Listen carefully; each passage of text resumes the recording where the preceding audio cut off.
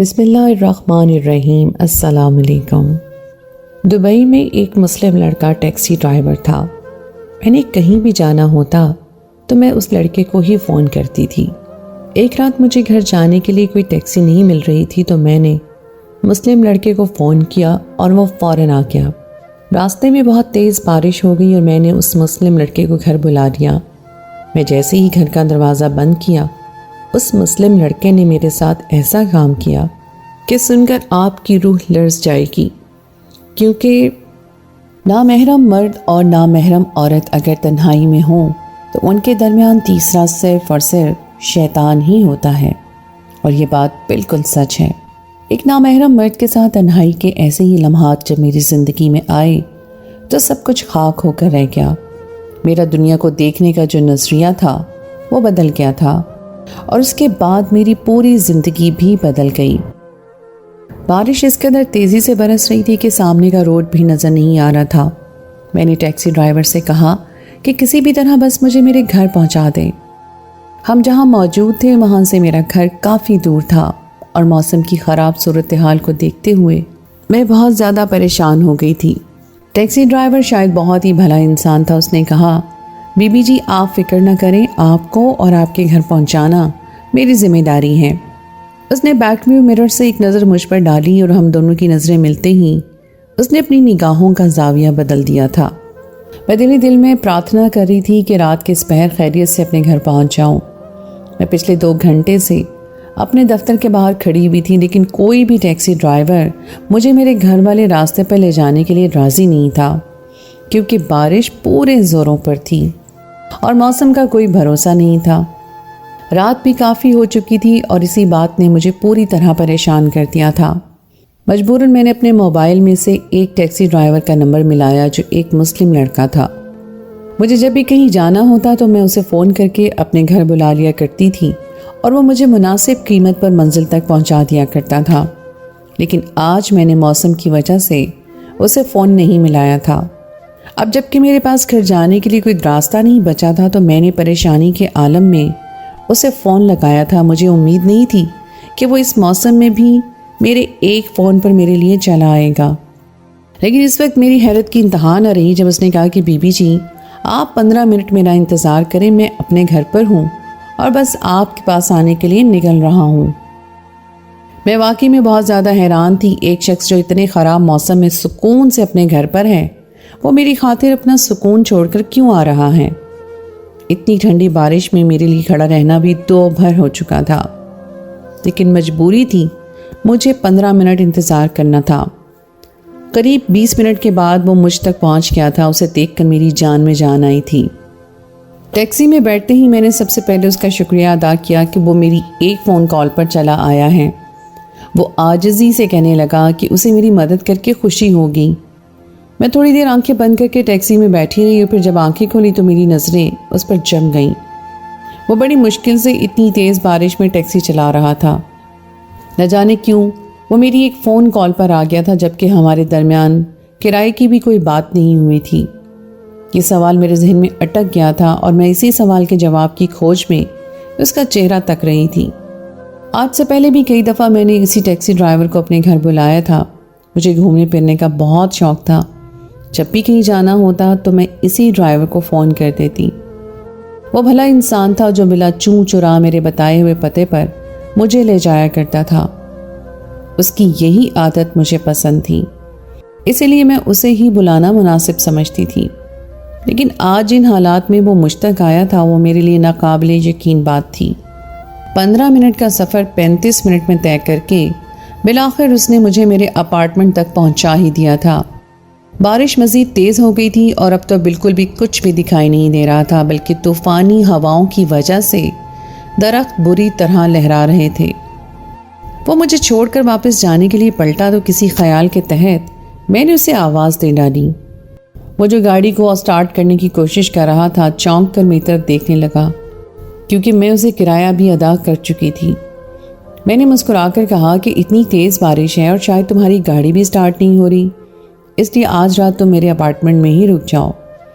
اس نے بہت عجیب سی نظروں سے سر سے پیر تک میرا جائزہ لیا اور اچانک ہی ایسا سوال کیا جس کی مجھے توقع نہیں تھی۔ وہ پوچھ رہا تھا کہ تمہارے اپارٹمنٹ میں اور کون رہتا ہے۔ اس کے سوال پر میں نے غور سے اسے دیکھا۔ میرے اپارٹمنٹ میں تو میں اکیلی ہی رہتی تھی۔ یہ ایک چھوٹا سا کرائے کا اپارٹمنٹ تھا جس میں ایک ہی کمرہ تھا۔ میں نے اسے کہا کہ تم بے فکر ہو کر آ جاؤ، تمہیں کوئی پریشانی نہیں ہوگی۔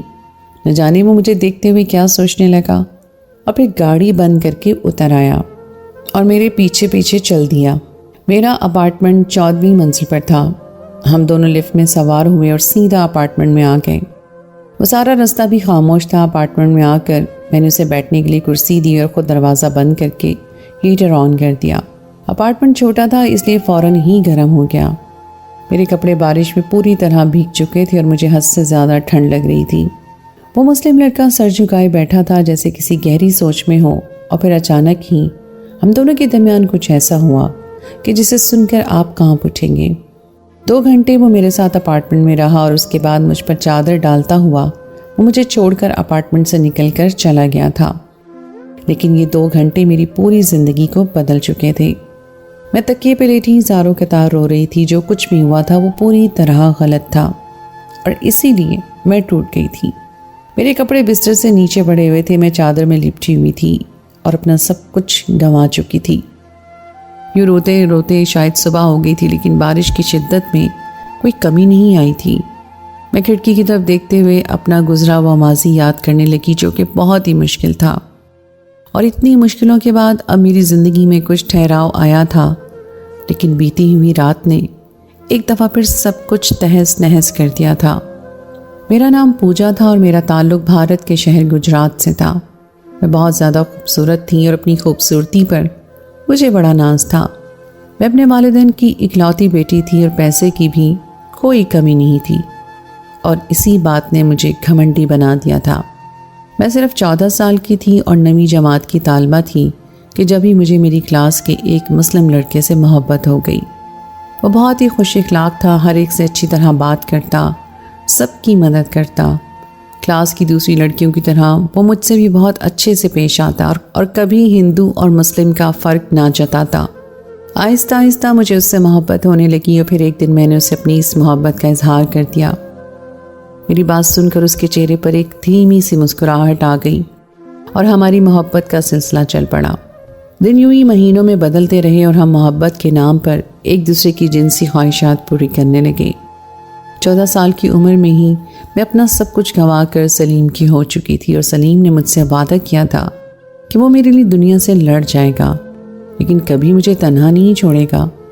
اس کی محبت کا ہاتھ تھام کر میں 3 سالوں تک سفر کرتی رہی اور اسکول سے کالج تک پہنچ گئی۔ چوری چھپے ملاقاتوں کا سلسلہ چلتا رہا، کبھی کسی ہوٹل میں تو کبھی کسی پارک میں۔ ہم ایک دوسرے کی تسکین کا ذریعہ بنتے رہے۔ میں 17 سال کے قریب پہنچی تو میرے رشتے آنے شروع ہو گئے اور میرے باؤجی نے فیصلہ کیا کہ وہ میری شادی اپنی بہن کے بیٹے سے کریں گے۔ یہ خبر میرے لیے کسی قیامت کی طرح تھی، کیونکہ میری زندگی میں سلیم کے سوا اور کسی مرد کی گنجائش نہیں تھی۔ میں نے اگلے ہی دن سلیم کو کالج کے باہر بلایا اور اس کے ساتھ ایک ہوٹل میں چلی گئی۔ ہمیشہ کی طرح سلیم نے کمرہ بک کروا رکھا تھا، اس کے پاس بھی پیسے کی کوئی کمی نہیں تھی، وہ بھی ایک امیر باپ کا بیٹا تھا۔ میں نے اسے بتایا کہ میرے باؤجی میری شادی راکیش سے کرنا چاہتے ہیں اور اب وقت ہے کہ وہ ہماری محبت کے لیے کوئی قدم اٹھائے اور اپنے گھر والوں کو میرے گھر بھیج دے۔ ہمیشہ کی طرح سلیم نے مجھے اپنی باہوں میں بھر لیا اور میری بات کو نظر انداز کرتے ہوئے اپنی پیاس بجھانے لگا۔ سلیم کے اس رویے نے مجھے حیران کر دیا۔ میں حد سے زیادہ راکیش کے رشتے کو لے کر پریشان تھی اور اس بات سے سلیم کو کوئی فرق ہی نہیں پڑا تھا۔ میں نے غصے میں سلیم کو خود سے دور کیا اور اسے کہا کہ وہ میرے گھر رشتہ بھیجے، کب تک ہم یوں ہی چھپ کر ہوٹلوں میں ملتے رہیں گے۔ سلیم کے چہرے پر ایک عجیب سی مسکراہٹ آ گئی اور وہ کہنے لگا کہ شادی کی کیا ضرورت ہے، ہم دونوں اتنے عرصے سے ایک ساتھ ہیں، تو اب شادی کہاں سے بیچ میں آ گئی۔ سلیم کی بات سن کر میرے ہوش اڑ گئے۔ اس کی نظر میں تو ہمارا رشتہ صرف ہوٹل کے کمرے تک ہی محدود تھا اور اسے شادی کی کوئی ضرورت ہی نہیں تھی۔ وہ بڑے آرام سے کہہ رہا تھا کہ تم اپنی شادی کے بعد بھی مجھ سے اسی طرح ملنے آتی رہنا، ہم یوں ہی اپنی محبت کو انجوائے کرتے رہیں گے۔ میں نے ایک زوردار تھپڑ سلیم کے منہ پر مارا تھا۔ مجھے اس سے اس قدر گھٹیا پن کی ہرگز توقع نہیں تھی۔ میں نے آج تک اس پر اپنا آپ اسی لیے لٹایا تھا کیونکہ مجھے اس سے شادی کی امید تھی، اور اسی وعدے کے بل بوتے پر میں نے اپنی عزت اس کے حوالے کر دی تھی، لیکن وہ تو بہت ہی گھٹیا انسان نکلا تھا۔ جیسے ہی میں نے اسے تھپڑ مارا تو وہ بلبلا گیا اور مجھے دونوں ہاتھوں سے پکڑ کر جھنجھوڑتے ہوئے کہنے لگا کہ اس کے پاس میری بہت ساری نازیبا ویڈیوز موجود ہیں اور اگر میں نے اس کی بات نہ مانی تو میری زندگی حرام کر کے رکھ دے گا۔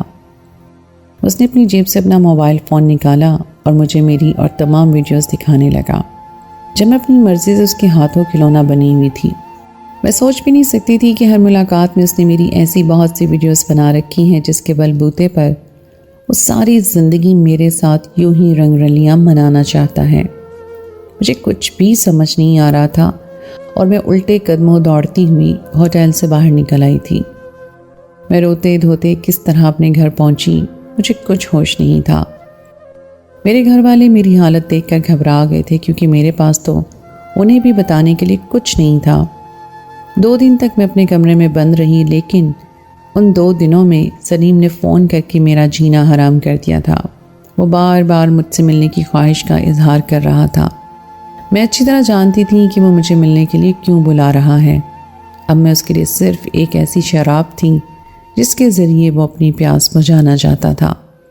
میں اپنے باؤجی کے قدموں میں بیٹھ کر ان سے کہا کہ اب میں بھارت میں نہیں رہنا چاہتی، وہ مجھے کہیں اور بھیج دیں۔ باؤجی جاننا چاہتے تھے کہ ایسا کیا ہو گیا ہے جو اچانک ہی میرا ایسا حال ہو گیا ہے، لیکن میں نے انہیں ایک لفظ بھی نہ بتایا۔ ان کے بہت زیادہ زور ڈالنے پر میں نے انہیں ایک جھوٹی کہانی سنا دی کہ میں نے راستے میں کسی کا قتل ہوتے دیکھا ہے اور اگر قاتل مجھ تک پہنچ گئے تو وہ مجھے بھی مار دیں گے۔ یہ بات بھارت میں بہت عام تھی، اس لیے میرے باؤجی بہت زیادہ خوف زدہ ہو گئے کہ کہیں مجھے کوئی نقصان نہ پہنچ جائے، اور راتوں رات انہوں نے میرے لیے دبئی جانے کا انتظام کر دیا۔ باؤجی کے ایک دوست دبئی میں رہتے تھے اور باؤجی مجھے ان کے پاس دبئی بھیجنے چاہ رہے تھے، اور میں سلیم کے چنگل سے ہمیشہ کے لیے نکلنا چاہتی تھی، لیکن سلیم کے دیے ہوئے گھاؤ آج بھی میرے دل میں بالکل تازہ تھے کیونکہ میں نے اس سے سچی محبت کی تھی اور اس نے پوری طرح مجھے استعمال کیا تھا۔ میں نے دبئی آ کر نوکری کی تلاش کی تو جلدی مجھے ایک نوکری مل گئی۔ میں نے ایک اپارٹمنٹ کرائے پر لے لیا اور اپنی نئی زندگی شروع کر دی، لیکن میرے دل میں مسلمانوں کے خلاف نفرت بیٹھ گئی تھی۔ سلیم کے رویے نے مجھے ساری دنیا سے بدسن کر دیا تھا۔ دبئی میں میری نوکری بہت اچھی تھی اور میرا گزارا اچھے سے ہو رہا تھا۔ میرے پاس دبئی میں کرنے کے لیے کچھ نہیں تھا، اسی لیے میں اکثر ٹیکسی میں سوار ہو کر دبئی گھومتی پھرتی اور خاص کر چھٹی کے دن تو بالکل بھی گھر میں نہ رہتی۔ ایک دن ایسی ہی میری ملاقات ایک ٹیکسی ڈرائیور سے ہوئی جو ایک مسلمان لڑکا تھا۔ میں جس دن پہلی دفعہ اس کی ٹیکسی میں بیٹھی اس نے ایک دفعہ بھی نظر اٹھا کر میری طرف نہیں دیکھا۔ میں بہت خوبصورت تھی اور دبئی آنے کے بعد تو بہت ماڈرن بھی ہو چکی تھی۔ جس کی نظر مجھ پر پڑتی وہ ایک دفعہ مجھے پلٹ کر ضرور دیکھتا، لیکن یہ ٹیکسی ڈرائیور وہ پہلا شخص تھا جس نے پلٹ کر میری طرف نہیں دیکھا تھا بلکہ اپنی نظریں سڑک پر جمائے رکھی تھیں۔ وہ میری ہر بات کے جواب میں بس ہاں ہوں کہتا اور اس نے مجھ سے کرایہ بھی بالکل مناسب لیا تھا۔ وہ مجھے بہت نیک لگا، اس لیے میں نے جان بوجھ کر اس کا فون نمبر مانگ لیا تھا کہ کبھی بھی کہیں جانا ہو تو میں اسے آسانی سے بلا سکوں۔ اس نے بلا جھجک مجھے اپنا نمبر دے دیا۔ اس دن کے بعد سے مجھے جب بھی کہیں جانا ہوتا میں اسے فون کرتی اور وہ سیدھا میرے اپارٹمنٹ پر چلا آتا۔ میں نے کئی دفعہ اسے بات کرنے کی کوشش کی لیکن وہ ہمیشہ بہت ہی مختصر سی بات کرتا۔ اس کا نام شاہد تھا اور وہ گزشتہ 4 سالوں سے دبئی میں ٹیکسی ڈرائیور کی نوکری کر رہا تھا۔ وہ بھی میری طرح یہاں اکیلا رہتا تھا اور اس کے سارے گھر والے پاکستان میں تھے۔ کئی دفعہ اس کے ساتھ سفر کرنے کے بعد مجھے بس اس کے بارے میں اتنا ہی پتہ چل سکا تھا۔ اس کا مجھ سے نظریں چرانا اور اس قدر خاموش رہنا میرے لیے بہت ہی حیران کن تھا، لیکن مجھے یقین ہو گیا تھا کہ وہ ایک نیک انسان ہے۔ اس لیے جب میں بارش کے وقت آفس کے باہر پھنسی تو میں نے بلا جھجک اسے ہی فون ملا دیا۔ مجھے خود بھی خبر نہیں تھی کہ اس سے آگے کیا ہونے والا ہے۔ بارش کی شدت دیکھتے ہوئے میں اسے اپنے اپارٹمنٹ میں لے آئی تھی اور اب میں پوری طرح بارش میں بھیگا ہوا لباس تبدیل کرنے کے لیے جانے کا ارادہ نہیں کر رہی تھی۔ جب میری نظر اس ٹیکسی ڈرائیور پر پڑی تو پوری طرح اپنی سوچوں میں گم تھا اور نظریں جھکائے بیٹھا تھا۔ اسے دیکھتے ہوئے اچانک میرے ذہن میں سلیم کا وجود چلا آیا تھا۔ اس کی بے وفائی اور میرے ساتھ کی گئی زیادتیاں میرے ذہن میں گھومنے لگیں۔ سلیم نے میرے دل میں مسلمانوں کے لیے نفرت کا جو بیج بویا تھا وہ آج ایک تناور درخت بن چکا تھا۔ میں نے سوچ لیا تھا کہ میں سلیم کا بدلہ اس مسلم لڑکے سے لوں گی۔ میں خود بھی نہیں جانتی تھی کہ میں کیا کر رہی ہوں، لیکن مجھے بس اپنے اندر کی نفرت کی آگ کو بجھانا تھا۔ شاید ویسے بھی ایک خوبصورت لڑکا تھا اور اسے دیکھ کر کسی بھی لڑکی کا دل بے ایمان ہو سکتا تھا۔ اس کی عادتوں اور اخلاق نے مجھے بہت زیادہ متاثر کر دیا تھا، لیکن میں ایک مسلم لڑکے سے دوبارہ دھوکہ نہیں کھانا چاہتی تھی، اس لیے میں نے اسے ہی اپنا نشانہ بنانے کا سوچ لیا۔ میں نے اپنے لباس کو خود ہی اپنے جسم سے علیحدہ کر دیا اور شاہد کو اپنی طرف متوجہ کرنے کی کوشش کی۔ میں چاہتی تھی کہ ایک بار وہ میری طرف متوجہ ہو جائے تو میں شور مچا کر ارد گرد کے لوگوں کو جمع کر لوں اور اس کی پارسائی کا جنازہ اچھی طرح نکالوں۔ وہ بے قصور تھا، لیکن اس وقت مجھے اس کے چہرے پر صرف اور صرف سلیم کا چہرہ نظر آ رہا تھا۔ شاہد کی نظر جیسے ہی مجھ پر پڑی تو اس کے ہوش اڑ گئے۔ شاید اس نے سوچا بھی نہیں تھا کہ میں اس طرح برہنہ ہو کر خود کو اس کے آگے پیش کر دوں گی۔ وہ گھبرا کر نظریں جھکا گیا اور غصے میں کہنے لگا، بی بی جی یہ گناہ ہے اور آپ ایسی کوئی حرکت نہ کریں جس کی وجہ سے میرا ایمان خطرے میں پڑ جائے۔ بہتر یہ ہے کہ آپ مجھے یہاں سے جانے دیں۔ شاہد کے لفظوں نے تو میری روح تک کو لرزا کر رکھ دیا تھا۔ کیسا انسان تھا جس کے آگے ایک خوبصورت اور جوان لڑکی پوری طرح بے حجاب کھڑی تھی اور وہ اپنے ایمان کی بات کر رہا تھا۔ میں نے شاہد کو کہا کہ وہ ایک دفعہ میری طرف نظر اٹھا کر تو دیکھے، مجھے یقین ہے کہ وہ پلک جھپکنا تک بھول جائے گا۔ وہ کہنے لگا کہ اس طرح کسی غیر عورت کو بے حجاب دیکھنا اس کی آنکھوں کا زنا ہے اور وہ کسی صورت اتنا بڑا گناہ نہیں کر سکتا۔ میں اسے ورغلانے کے لیے محبت کا جھانسا دینے لگی، کیونکہ سلیم نے بھی تو مجھے اسی جھانسے میں پھنسایا تھا۔ میں بھی تو سب کچھ بھول کر محبت کے نام پر اپنے جسم کا سودا کر بیٹھی تھی۔ اب میں شاہد کے ساتھ بھی یہی کھیل رچانا چاہ رہی تھی، لیکن اس وقت میری حیرت کی انتہا نہ رہی جب شاہد نے کہا کہ اگر میں اس کا ساتھ چاہتی ہوں تو وہ مجھ سے شادی کرنے کے لیے تیار ہے، لیکن بغیر شادی کے وہ میرے ساتھ کسی طرح کا گناہ نہیں کر سکتا۔ شاہد کے منہ سے شادی کا لفظ سن کر میں چونک گئی تھی۔ میں اسے بغیر کسی رشتے کے اپنا سب کچھ سونپنے کے لیے اس کے سامنے کھڑی تھی اور وہ مجھے اپنانے کی بات کر رہا تھا، جبکہ سلیم نے تو ایسا کچھ نہیں کیا تھا۔ وہ تو شادی کے نام پر بڑی آسانی سے مجھے بے وقوف بنا کر نکل گیا تھا۔ میری آنکھوں سے خود بخود آنسو گرنے لگے تھے۔ شاہد کہہ رہا تھا کہ وہ 4 سال سے یہاں ٹیکسی چلاتا ہے اور اس کی آمدنی بھی بہت اچھی ہے۔ اگر میں اسے شادی کرنا چاہتی ہوں تو بس مجھے اپنا مذہب تبدیل کرنا پڑے گا اور پھر وہ مجھے بہت خوشی خوشی اپنے گھر کی عزت بنا لے گا۔ شاہد کی نظریں ابھی بھی جھکی ہوئی تھیں اور اس نے ایک دفعہ بھی مجھے دیکھنا گوارا نہیں کیا تھا، اور اسی بات نے میرا دل چیر کر رکھ دیا۔ میں اپنی جگہ سکتے میں کھڑی تھی جب شاہد اپنی جگہ سے اٹھا اور میرے اوپر چادر ڈال دیتے ہوئے اپارٹمنٹ سے باہر نکل گیا۔ میں جو اسے ورغلا کر زمانے میں بدنام کرنا چاہتی تھی وہ مجھے ہی عزت کی چادر اڑا کر چلا گیا اور میں اوندھے منہ بستر پر گر پڑی۔ اس کی جھکی ہوئی نظریں، شائستہ لہجہ اور مجھے اپنے گھر کی عزت بنانے والی بات نے میرے دل میں اس کے لیے ایک ایسا مقام پیدا کر دیا کہ میں اپنی ہی نظروں میں گر گئی۔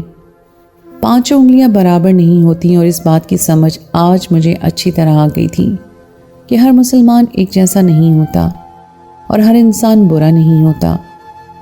اگر سلیم جیسے گھٹیا لوگ دنیا میں موجود ہیں تو شاہد جیسے پاک دامن لوگ بھی اسی دنیا کا حصہ ہیں۔ صبح کی کرنوں کے ساتھ میں نے ایک نئی زندگی کا آغاز کیا، اور کپڑے تبدیل کر کے میں نے جیسے ہی اپارٹمنٹ میں کھڑکی سے باہر دیکھا تو میری جان نکل گئی، کیونکہ اتنی تیز برستی ہوئی بارش میں شاہد کی گاڑی باہر ہی کھڑی تھی، اور اس کا مطلب یہ تھا کہ وہ ساری رات اپنی گاڑی کے اندر ہی رہا تھا۔ میں فوراً دوڑتی ہوئی شاہد کی گاڑی کے پار بھاگی۔ وہ اپنی گاڑی میں آنکھیں موندے بیٹھا تھا۔ میں نے شیشے پر دستک دی تو اس نے فوراً ہی گاڑی کا پچھلا دروازہ کھول دیا اور ہمیشہ کی طرح نظر جھکائے پوچھنے لگا کہ بی بی جی آپ کو کہاں جانا ہے۔ آج میں بھی اسے نظریں ملانے کے قابل نہیں رہی تھی، اس لیے میں نے بھی نظریں جھکاتے ہوئے جواب دیا کہ مجھے کسی بھی ایسی مسجد لے چلو جہاں پر میں کلمہ پڑھ کر اسلام قبول کر سکوں۔ میری بات سن کر شاہد کے چہرے کے تاثرات بدل گئے تھے۔ شاید اسے میری بات پر یقین نہیں آیا تھا۔ میں نے اسے کہا کہ میں اس دین کو جاننا اور سمجھنا چاہتی ہوں جس نے تمہیں اتنا مضبوط بنا دیا ہے کہ تم صنف مخالف کو بے حجاب دیکھ کر بھی سیدھے راستے سے نہیں بھٹکے اور کوئی غلط قدم نہیں اٹھایا۔ میں جان گئی ہوں کہ جو لوگ بھی دین کے راستے پر ثابت قدم ہوتے ہیں وہ کبھی گناہ کے راستے پر نہیں چلتے، اور جو مسلمان گناہ کے راستے پر چلتے ہیں یقیناً ان کا ایمان کمزور ہوتا ہے۔ شاہد کے چہرے پر ایک ہلکی سی مسکراہٹ آ گئی تھی۔ بارش کا زور ٹوٹ چکا تھا۔ تھوڑی سی کوشش کے بعد شاہد کی گاڑی سٹارٹ ہو گئی تھی اور اس نے اپنی گاڑی کا رخ اسلامک سینٹر کی طرف موڑ دیا تھا۔ میں دین اسلام کو اچھی طرح جان کر ہی کلمہ پڑھنا چاہتی تھی اور شاہد جیسے با کردار شخص کو اپنی زندگی میں شامل کرنا چاہتی تھی، لیکن اس سے پہلے مجھے شاہد کو اپنی ماضی کے بارے میں ایک ایک لفظ بتانا تھا، کیونکہ اب جھوٹ اور فریب کی کوئی گنجائش نہیں تھی۔ کبھی کبھی ہم ایک ہی ترازو میں سب لوگوں کو تول دیتے ہیں اور لوگوں کی صحیح پرکھ نہیں کر پاتے۔ ہر انسان کے کردار کا معیار الگ ہوتا ہے اور ہمیں اسی معیار سے اسے دیکھنا چاہیے۔ میں نے شاہد کو اپنی ماضی کا ایک ایک لفظ بتا دیا تھا اور شاہد کو میرے ماضی سے کوئی اعتراض نہیں تھا، کیونکہ اس کی نظر میں کلمہ پڑھنے کے بعد میں نے نیا جنم لیا تھا۔ شاہد اور میں نکاح جیسے پاک بندھن میں بن چکے تھے اور ہم دونوں نے ایک خوشگوار زندگی کا آغاز کر دیا تھا۔ سلیم کی بے وفائی سے شروع ہونے والا یہ سفر شاہد کے ایمان پر مکمل ہو گیا تھا۔ تو دوستو، یہ تھی میری آج کی کہانی۔ امید ہے آپ کو آج کی کہانی پسند آئی ہوگی۔ کہانی اچھی لگے تو اسے لائک ضرور کیجیے، اپنے دوستوں کے ساتھ شیئر کیجیے۔ اگر آپ نے ابھی تک میرے چینل کو سبسکرائب نہیں کیا تو اس کو فوراً کر لیجیے، ساتھ ہی لگے بیل کے بٹن کو بھی پریس کر دیں تاکہ آپ کو میری آئندہ آنے والی کہانی کا نوٹیفیکیشن بر وقت مل سکے۔ اگلی کہانی تک کے لیے مجھے دیجیے اجازت۔ خدائے پامان۔